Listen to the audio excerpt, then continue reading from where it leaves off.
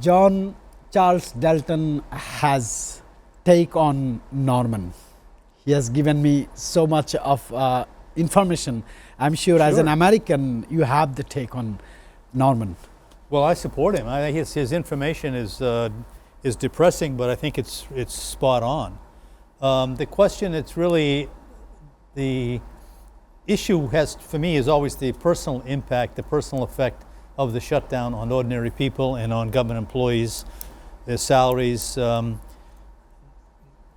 phrased it like this before, but the Republicans are depending on cuts in Medicare, Medicaid, food, SNAP, and other social service programs, including services for veterans. They're counting on that money in the budget to fund the gap that's created by the huge tax cuts they're giving to billionaires. So this is the exchange that the Republicans are demanding. Poor people get nothing, the rich people get the tax benefit. That exchange is simply baked into the big beautiful bill in such a way that Republicans to get out of that are going to have to not fulfill their promises to give the plutocrats and all the rich people the tax cuts that they are depending on.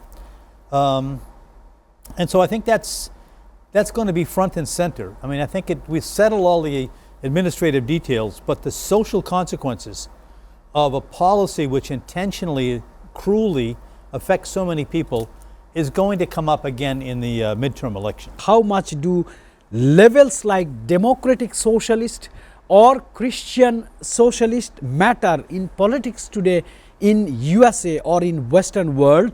And are they helpful signposts for voters, and do they oversimplify complex policy stances and governing realities? Big question. You meant Christian nationalists, not Christian socialists, but Christian nationalists, democratic socialists. When you label somebody, you bring a whole lot of baggage from the past and assign it to that person. And it's unfortunate, but it is the way that the media is very quickly able to make a story about an individual that sort of fits into that kind of profile. Mamdani is a very interesting character, and I think it's important for people to understand. He is not the first socialist mayor of New York. He's the first Muslim mayor for sure, but one of the greatest mayors in the history of New York, Fiorello LaGuardia, was a socialist. David Dinkins was a socialist. And so many of the housing programs and the transportation programs, public parks, public schools are in New York today because of Fiorello LaGuardia. So one should not be afraid of his socialist background so much. Maybe the rich are a little bit worried about his tax, and Kathy Hochul, the governor of New York, probably has a similar feeling that, no, this is the money, we don't want to drive business out because they're very important for our overall income.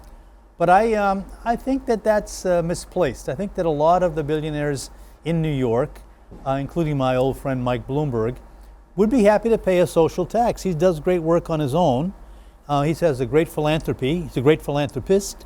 And so I think that when the initial heat is off, many people in New York City are not going to be frightened away from having to pay a little bit extra. The question is, why is it such a bugaboo? And it's because Mamdani is a Muslim. And they're already labeling this as he's going to introduce Sharia law. They're already saying that this is the beginning of the influx. Today I saw the Alabama Senator Tommy Tuberville, who is without doubt one of the most ignorant people in the United States, criticizing and indicating that the Muslim invasion is going to come. Mamdani is leading it from New York. Trump calls him a communist, although communists and socialists have little in common.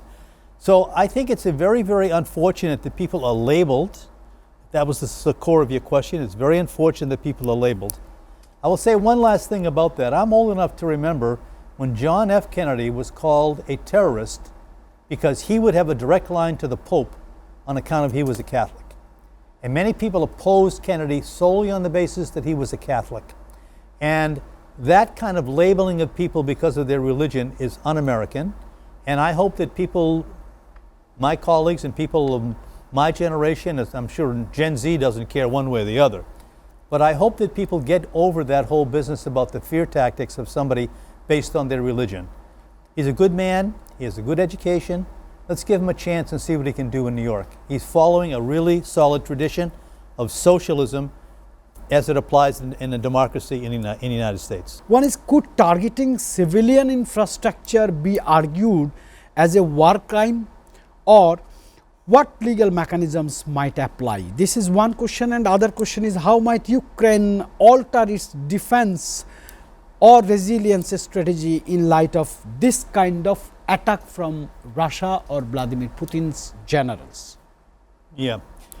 Let me take the second part first, if you don't mind. You know, we in the West support and defend Ukraine. We see things through Ukrainian eyes, Western eyes, NATO's eyes. And when we see that Russia is taking these aggressive actions against energy facilities and the like, we're of course concerned.